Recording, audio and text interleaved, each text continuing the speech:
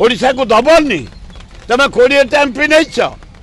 अल्लाह को भाया व्यवहार करशा को एत हम देश में ओडिशा हेनी ओडिशा प्राप्य पाइबनी 20 एमपी देम ओडिशा एमपी कौन कर तमें अरे कौन कर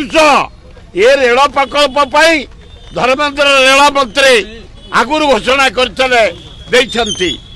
तमें कौन कर प्रकल्प हाँ अति शिल्प स्मार्ट सिटी एत हम देश में ओडिशा हेनी ओडिशा प्राप्य पाइबनी ओडिशा को दबनी तुम 20 एमपी नहीं अल्लाह को भाया व्यवहार करशा को अवहेलना करुच अय मोहन बाजी कहीं अय धर्मेंद्र प्रधान कहीं ए रेल पैसा देके भुगतौच आमको हाँ